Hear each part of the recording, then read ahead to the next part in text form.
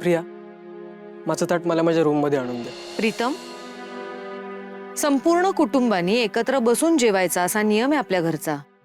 संपूर्ण कुटुंबाने एकत्र जेवायचा असा नियम आहे ना? आहे संपूर्ण कुटुंब. हे जोपर्यंत दादा आणि पारू परत येत नाहीत ना, तोपर्यंत हे कुटुंब कधीच पूर्ण नाही होऊ शकत. तू इतकी कठोर कशी काय असू शकतेस ग? दादाबद्दल काहीच वाटत नाही का ग तुला?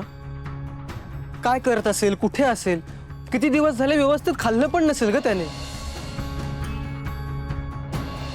जोपर्यंत दादा या घरात परत येत नाही ना, तोपर्यंत मी पण व्यवस्थित जेवणार नाही. फक्त खिचडी खाणार आहे मी. प्रीतम, तुला खिचडी आवडतच नाही ना? तू कधी खाल्ली नाहीये. पण काय ना, आता गोष्टी विचित्र होत चालल्यात घरात. सगळंच नवीन नवीन होतंय नाही का?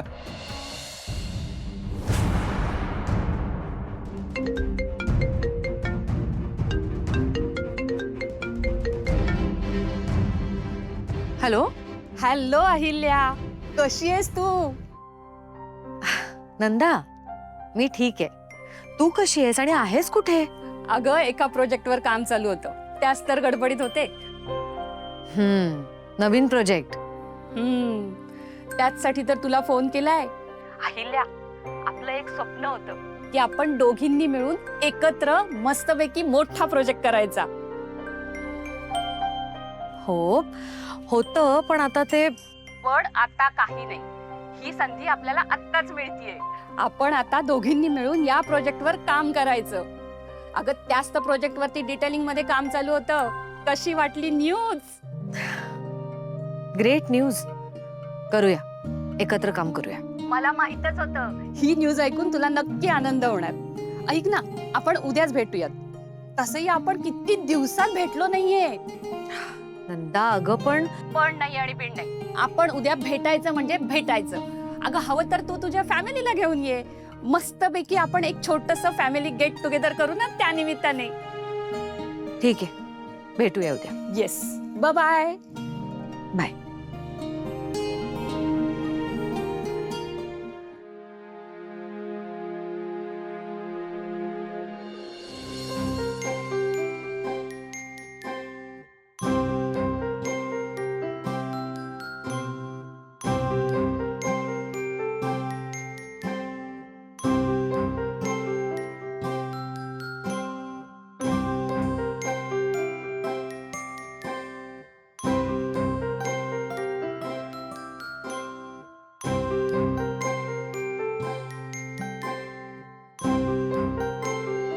एकच चटी. होय. आधी बाळा, आजीची लई सेवा केलीस तू आज. जा, जाऊन झोप आता. होय, तू पण झोप. लई उशीर झालाय. घुबडासारखं जागत बसू नका. झोपा लवकर.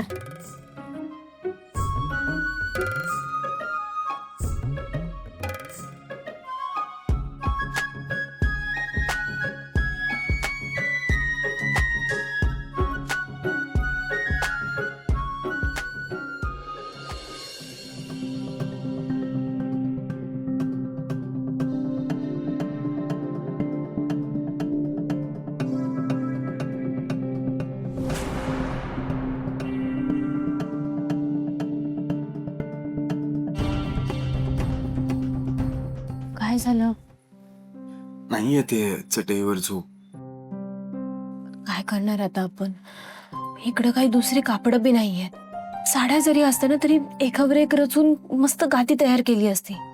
आबासाहेबांच्या घरी कशी बनवली होती तशीच. गादीची काय गरज आहे?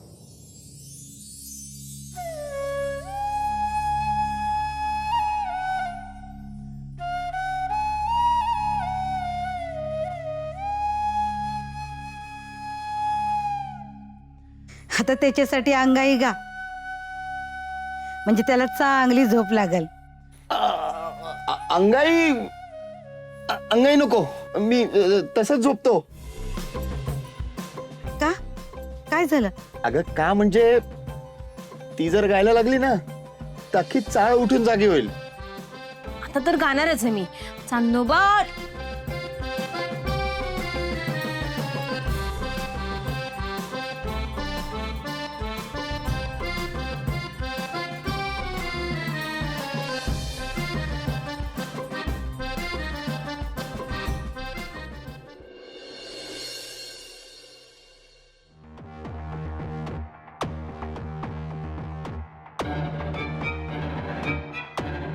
दादा ट्रम्प इंडस्ट्रीज.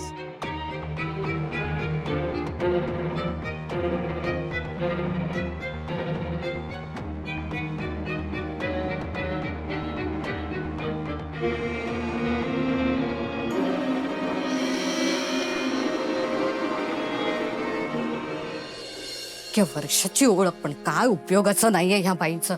खूप वैताग दिलाय मला. आजी, तुझ्या या चाळीवर अजिबात वचक राहिला नाहीये बघ. काय ग मनीषा, अशी का तनतन करत आलीस? शांत बस आधी. आणि काय झालं ते समजा सांग मला.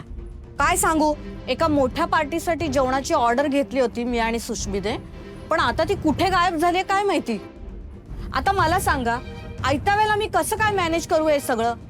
आणि मोठी पार्टी आहे ती, जरा पैसे पण चांगले मिळत होते, पण आपल्या लोकांना त्याची काहीच कदर नाही बघा. आता काय करू मी, मला तर काहीच समजत नाही बघ. काकू, नाही म्हणजे तुमची काही हरकत नसेल तर मी करू का त्या पार्टीचं जेवण?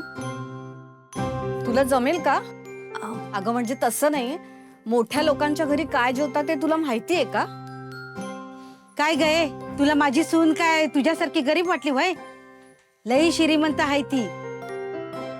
आजी, समद माहितीये तिला. आणि ती दोघं नवरा बायको माझ्यासाठी, फक्त माझ्यासाठी समद सोडून आली तिकडं. ती काय कमी नाहीये, सुग्रण आहे ती, सुग्रण माझी नाचून. ठीक आहे, चल मग माझ्यासोबत तिकडे. मी तुला त्या कामाचे 1000 रुपये देईन. हा चालेल. हा पण फक्त स्वयंपाक करायचा नाहीये, हा तिथल्या माणसांना वाढायचं पण आहे. हा बर.